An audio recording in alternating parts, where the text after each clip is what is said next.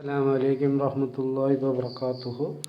ഇന്ന് മധുരമൂറും പുളിഞ്ചിക്ക അച്ചാർ ഉണ്ടാക്കാൻ പോവുകയാണ്. നിങ്ങളുടെ നാട്ടിലൊക്കെ ഇതിന് എന്താണ് പറയുന്നതെന്ന് അറിയില്ല. നമ്മളായിട്ട് പുളിഞ്ചിക്ക എന്നാണ് പറയുന്നത്. അപ്പോൾ ഇതിന് ആവശ്യമായ സാധനങ്ങൾ നമ്മൾ ശർക്കര ഉരുക്കി ഇട്ടിട്ടുണ്ട്.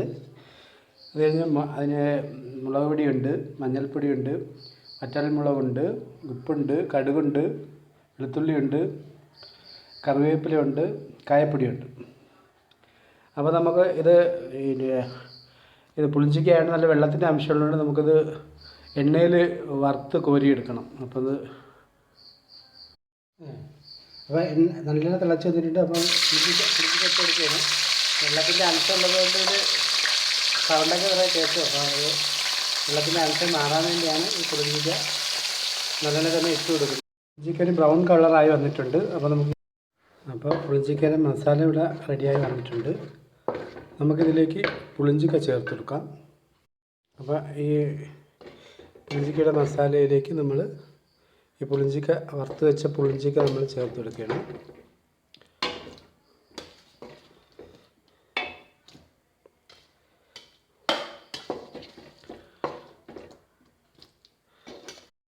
അപ്പോൾ പുളിഞ്ചിക്ക അച്ചാർ നമുക്ക് റെഡിയായി വന്നിരിക്കുകയാണ്. അപ്പോൾ ഇതിലേക്ക് നമുക്ക് ശർക്കര പാനി ഒഴിച്ചു കൊടുക്കാം.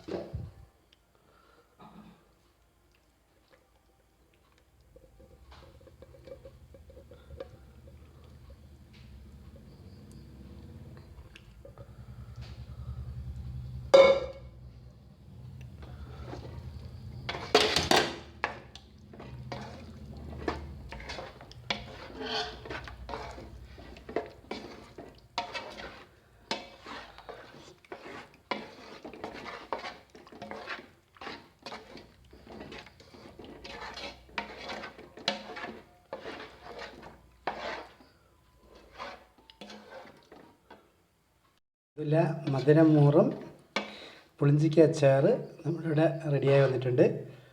അപ്പോൾ നിങ്ങൾക്ക് വീഡിയോ ഇഷ്ടപ്പെട്ടെങ്കിൽ നിങ്ങളിതുപോലെ ഉണ്ടാക്കി നോക്കണം. ഇത് രുചികരം, നല്ല മധുരമാണ്, നല്ല രുചികരമാണ്.